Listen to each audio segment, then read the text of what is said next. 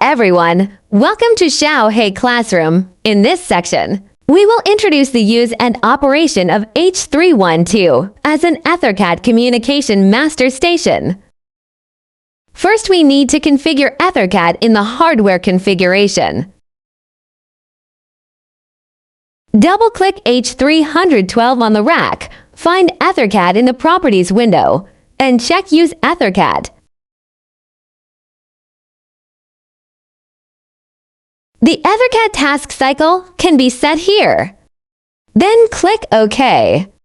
After that, EtherCAT bus will appear, and then we can find the slave we need to connect under the device directory on the right, under EtherCAT, and drag it directly to the bus. If there is no slave you want here, you can import the EtherCAT XMI file under the tool. After the import is successful, it will also appear on the EtherCAT side in the device directory on the right. Then you can drag it onto the bus.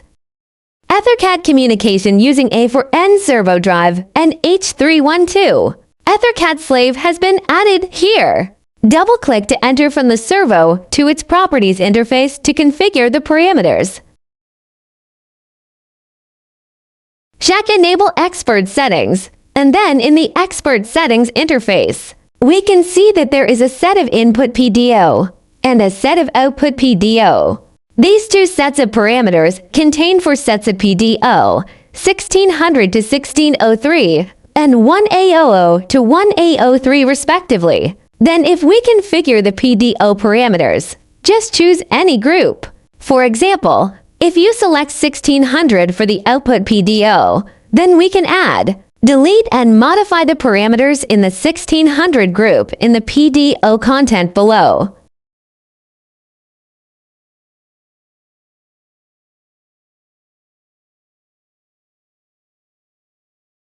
The input parameters are the same. You can choose any group from 1A00 to 1A03 to configure the parameters. Like our A4N description file, some necessary parameters are already equipped in the PDO by default. If you need other parameters, you can add them to configure. The configured PDO parameters will appear on the LO mapping side, and the vArea address will be assigned to the PDO parameters. This vArea address can be modified. We must ensure that the vArea address here is not used anywhere in the program when using it.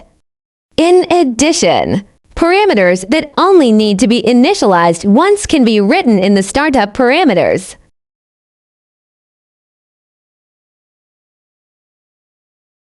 Parameters such as returning to the original.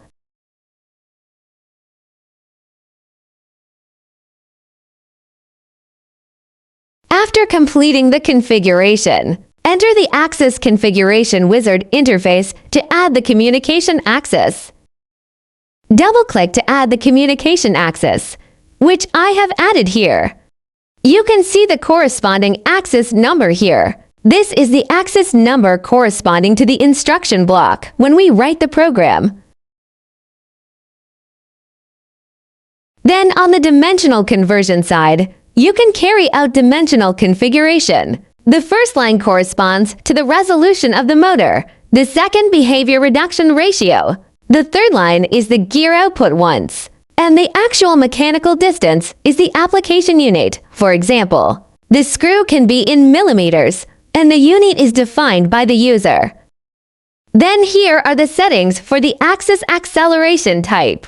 Then on the speed interface, you can set the maximum and minimum speed, start and stop speed, and maximum and minimum acceleration and deceleration of the motor. On the restriction interface, you can enable the function of soft limit, if enabled. If the positive and negative limits are triggered, you can stop according to the set stop mode.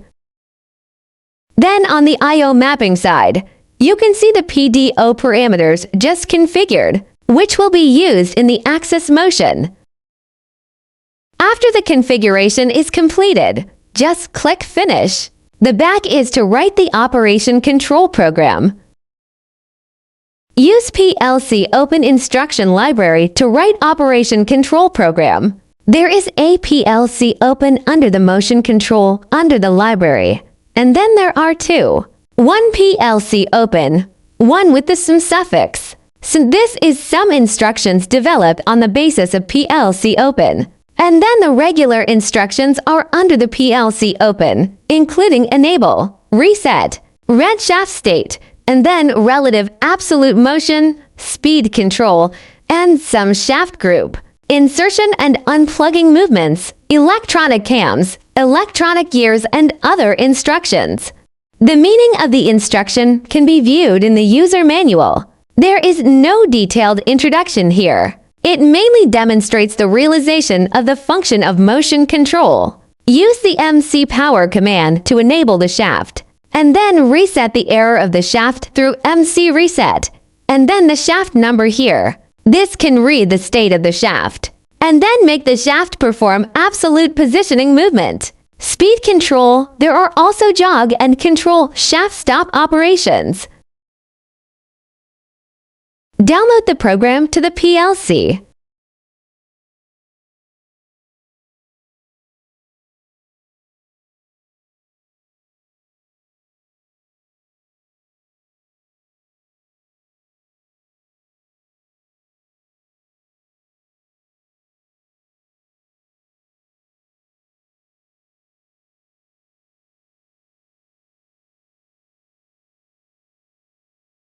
Monitor the hardware configuration. If the communication is normal, there are green check marks here. Then on the LO mapping side, you can also monitor the current value of the PDO parameter. Next, use the program to directly control the movement of the shaft. At present, it is already in the state of standing still. And then we go to the absolute positioning movement. First, set the position and speed parameters.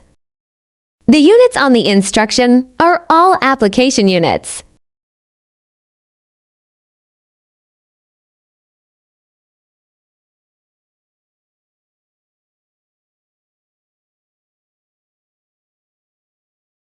Then trigger the command. The feedback position and velocity can be seen in the I/O map. The units of these values we monitor on this interface are pulses. And then on the command side, its unit is the application unit. We can see that the actual position of the shaft is now 1,310,720 because we wrote 100 on the instruction, which is the same dimension as the one we ranged on the axis side.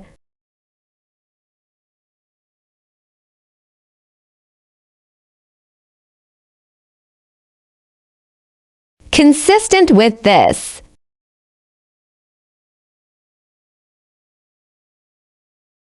and then this is speed control. So let's look at jog manipulation.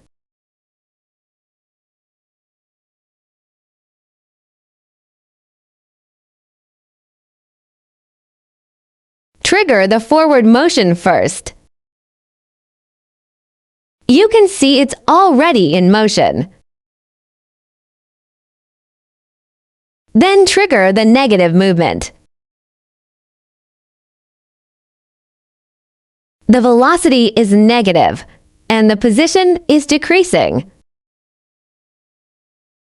If you want to perform shaft group movement, you can add shaft group at this place. If you want to perform electronic cam movement, you can add the cam table here. The above is the configuration operation of the H312 for EtherCAT communication. That's all. Thanks for watching.